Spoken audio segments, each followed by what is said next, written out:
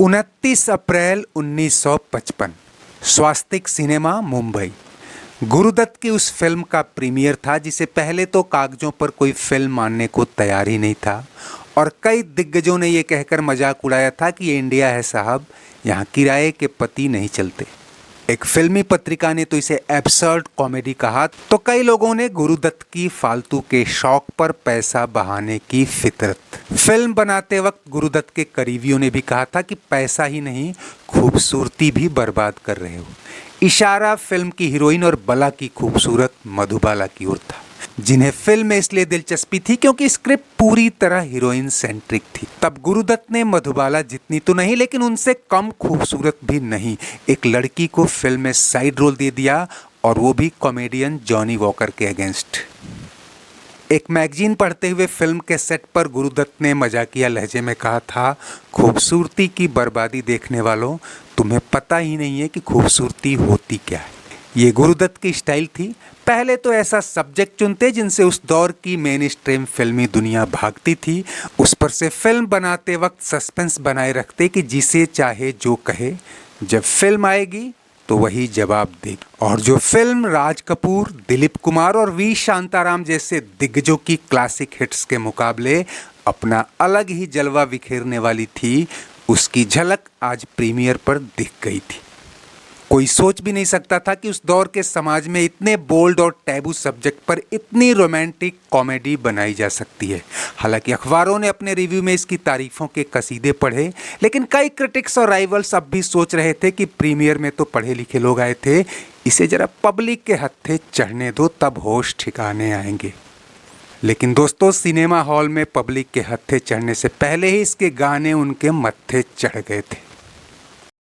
उधर तुम हंसी हो, इधर दिल जवां है, जाने कहाँ मेरा जिगर गया जी। ठंडी हवा काली घटा आ ही गई झूम के। वैसे तो फिल्म आर पार की सफलता के बाद से ही गुरुदत्त का सिक्का जम चुका था, लेकिन वो हमेशा की तरह ऑफ बीट या लीक से हटकर कहानी और विषय की तलाश में रहते। और जब उनके दोस्त अबरार अलवी ने कॉलेज के दिनों में लिखी अपनी एक कहानी जिसका नाम था मॉडर्न मैरिज उन्हें सुनाई, तो गुरुदत्त ने कहा कि इस पर तो फिल्म बननी चाहिए यार, बस तुम्हें इसमें एक ट्विस्ट जोड़ना होगा।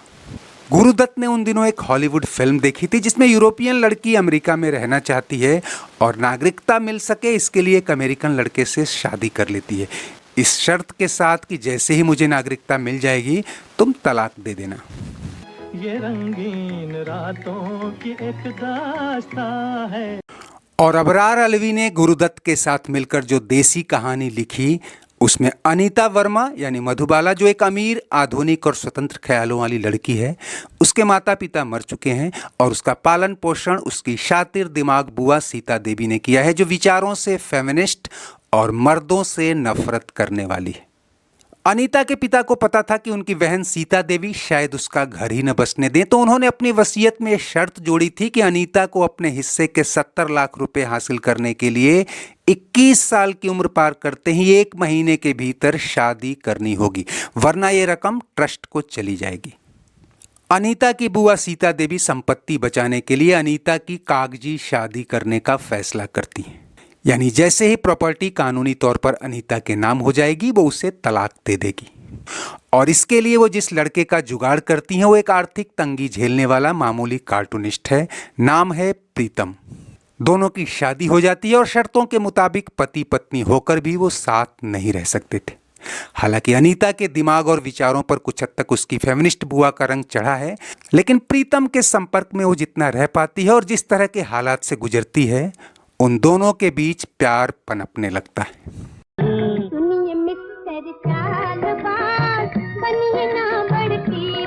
और कई नाटकीय मोड़ और कॉमिक पंच के बाद दोनों की कॉन्ट्रैक्ट मैरिज वास्तविक शादी में बदल जाती है। फिल्म के प्रोड्यूसर डायरेक्टर गुरुदत्त पहले तो इस कहानी के लिए एक नया एक्टर लेना चाहते थे, और वैसे भी इस किरदार में उस दौर के स्टार दिलीप कुमार या देवानंद तो फिट होते नहीं।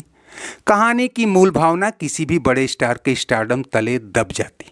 गुरुदत्त ने इसके लिए सबसे पहले सुनील दत्त को चुना था, जिनकी तब कोई फिल्म रिलीज नहीं हुई थी, लेकिन कहानी ऊपर से ऐसी लग रही थी मानो ये हीरोइन सेंट्रिक फिल्म है और हीरो का यहाँ कोई रोल ही नहीं है। कहते हैं कि पहले तो सुनील दत्त तैयार थे लेकिन बाद में पीछे हट गए। एक रिपोर्ट ये भी कहती है कि खुद गुरुदत्त ने ही शूटिंग से ऐन पहले फैसला किया कि प्रीतम का किरदार मैं खुद करूंगा। दोस्तों, ये गुरुदत्त की बतौर फिल्म मेकर और एक्टर शायद एकमात्र कॉमेडी फिल्म है। हालांकि आर पार भी कोई ट्रेजेडी नहीं थी, लेकिन विशुद्ध कॉमिक पैमानों पर इस फिल्म का कोई जवाब नहीं। अभी अभी यही था किधर गया जी। और रोमांटिक कॉमेडी में तड़का लगाने के लिए जॉनी वॉकर का इस्तेमाल गुरुदत्त से बेहतर कोई नहीं कर सकता था। उन्होंने उस दौर के जोकर से अलग जॉनी वॉकर के किरदार को एक बेइंतहा खूबसूरत हीरोइन भी मुहैया कराई, और उन पर फिल्माया गया ये गाना इतना हिट हो जाएगा तब शायद ही किसी ने सोचा हो।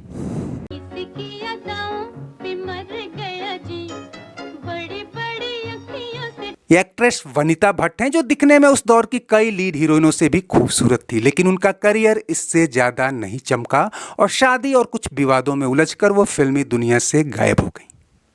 मधुबाला के अगेंस्ट गुरुदत्त और जॉनी वॉकर के अगेंस्ट वनिता भट्ट को देखकर नाक भौं सिकोड़ने वालों को अनुमान नहीं था कि पर्दे पर इनकी केमिस्ट्री इतनी रोमांटिक और इतनी कॉमिक रहने वाली है कि लोग चेहरा भूलकर कहानी में खो जाएंगे। दोस्तों, यकीन मानिए, वैसे तो 50 के दशक में हमारे समाज में इतने रेडिकल प्लॉट की एक्सेप्टेंस नहीं थी, लेकिन पर्दे पर यह इतना मजेदार बन जाएगा कि लोग सीटों पर बैठे ही रह जाएंगे। कब इंटरवल हुआ और कब फिल्म खत्म हो गई पता ही नहीं चलेगा, ये किसी ने नहीं सोचा था। ये सुपरहिट फिल्म उस साल की नहीं, उस दौर की कल्ट क्लासिक फिल्मों में शुमार हुई और अगले कई साल तक शायद ही इस टक्कर की कोई रोमांटिक कॉमेडी बन पाई। जैसा कि नाम से जाहिर है, मिस्टर एंड मिसेज 55 की टक्कर उस साल राज कपूर की श्री 420, दिलीप कुमार अभिनीत आजाद और वी शांताराम की झनक झनक पायल बाजे जैसी सुपरहिट फिल्मों से हुई। कमाई के लिहाज से ये फिल्म उस साल चौथे पायदान पर रही और आज भी जैसे श्री 420 को देश और दुनिया में सराहा जाता है, ये फिल्म 70 साल बाद भी अपनी पटकथा, अपनी कलात्मकता और अपने गीत संगीत के लिए कल्ट क्लासिक मानी जाती है।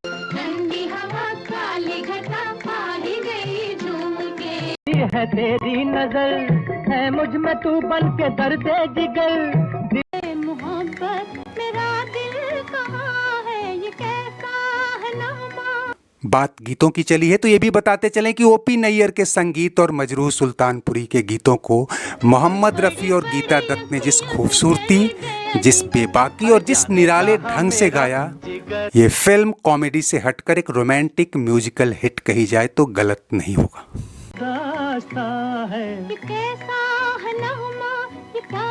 तो इस कल्ट क्लासिक फिल्म के साथ आज बस इतना ही। चलते चलते वीडियो लाइक और शेयर तो करें ही, अगर चैनल सब्सक्राइब नहीं किया है तो वो भी करते चलिए। कमेंट बॉक्स में आपकी हर राय का स्वागत है। शुक्रिया, नमस्ते, आभार।